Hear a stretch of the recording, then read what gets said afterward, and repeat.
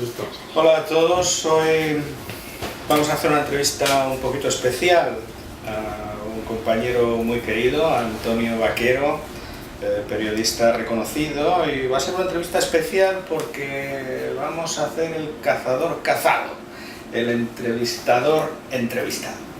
Tú que además nos has permitido hacer la entrevista en el entorno habitual de trabajo tuyo, que es aquí en el Periódico de Cataluña, ¿recuerdas tu primera entrevista, la sensación, ese hormigueo de tu primera entrevista? Sí, hombre, era además una entrevista muy importante porque era en Marruecos, quizás sea la primera y la entrevista más importante que he hecho nunca, que fue un primer ministro marroquí. Y hombre, sí, era una situación nueva para mí, primero porque era la primera vez que entrevistaba a alguien, luego porque tenía mucha presión, yo me había puesto mucha presión pues por estar a la altura del personaje y por estar a la altura de lo que mi periódico, que era el Periódico de Cataluña, donde sigo trabajando, lo que esperaba de mí, ¿no? Fue una entrevista que tú te habías trabajado mucho Sí. en cuanto a documentación, Sí, previas, etcétera, etcétera. Sí, fue una entrevista que yo he trabajado mucho porque, bueno, las entrevistas hay que ir con muy preparado, con las preguntas tienen que estar bien estudiadas, el personaje conocido, es decir, no se puede ir uno a la brava, no vale la improvisación en las entrevistas. Y no lo valió en esa y nunca he improvisado en las entrevistas. ¿A ti te gusta escoger a tus personajes entrevistados o a veces el trabajo mismo te encarrila hacia quien tienes que entrevistar? Normalmente el trabajo mismo te encarrila hacia quien tienes que entrevistar. Es decir, si yo a la hora de hacer sucesos, pues mi trabajo me hace que normalmente quien entreviste sean responsables de seguridad o responsables policiales. Es difícil, a no ser que seas un entrevistador que se dedica solo a hacer entrevistas, que tú mismo elijas a las personas que quieres entrevistar.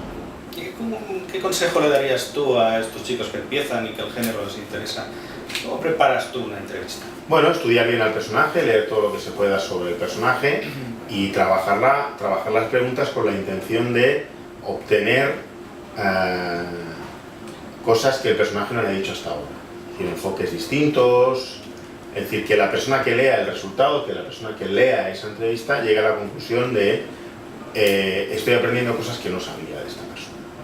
Ahora mismo yo creo que las mejores entrevistas se están haciendo en internet, algunas en Hot Down Magazine, que es un magazine que está en internet y funciona muy bien. Y bueno, son entrevistas muy largas, son entrevistas muy en profundidad, donde por ejemplo otro día Sabina decía, bueno, es que normalmente todos los entrevistadores me preguntan lo mismo, ¿no? Hay que intentar no preguntar lo mismo, hay que intentar preguntar cosas distintas.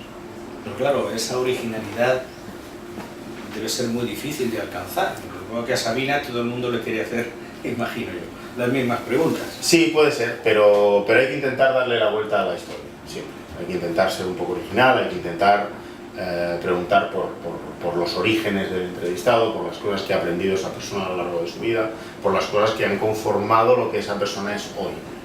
Eso en el caso de que lo importante sea la persona en sí.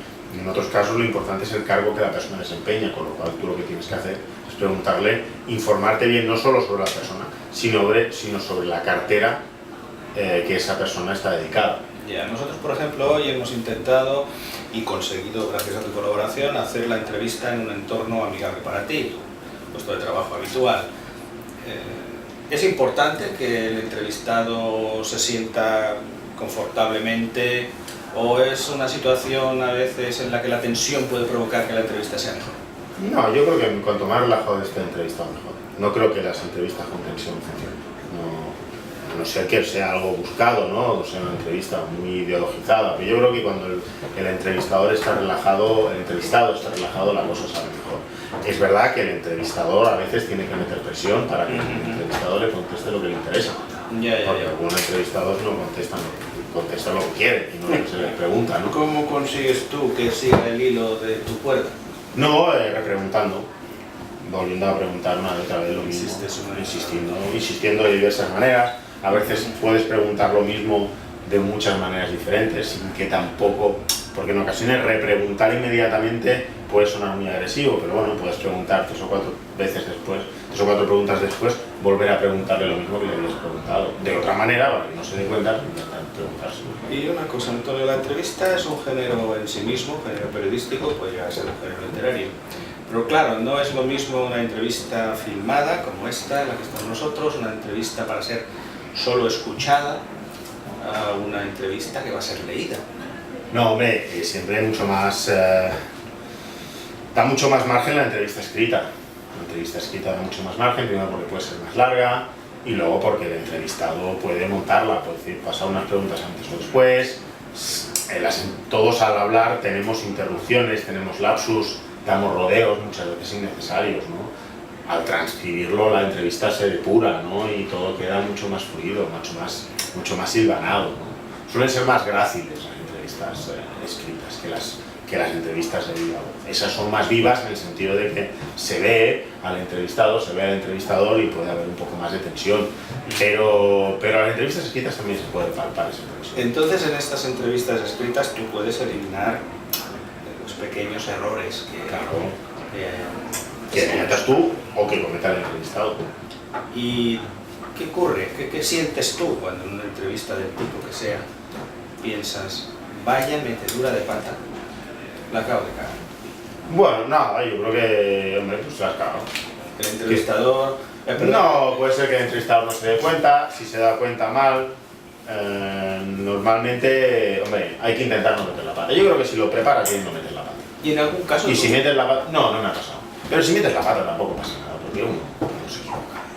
Hombre, el otro día hubo una metida de pata muy importante, ¿no? Esta periodista del Corazón que pidió una entrevista a una persona que había muerto hace 4 años. Claro, eso te lo dice todo. Es un error, un fallo. Ya, si solo se hubiera documentado mínimamente, habría visto que esa persona no estaba viva. Yo creo que si te documentas bien, ningún fallo vas a cometer que sea absolutamente garrafal. Puedes cometer pequeños errores, pero no te pido que sea. El entrevistado los perdona. Bueno, depende del entrevistado, pero sí, yo creo que sí. El que tiene más riesgo de equivocarse en una entrevista es el entrevistado, más que el entrevistador.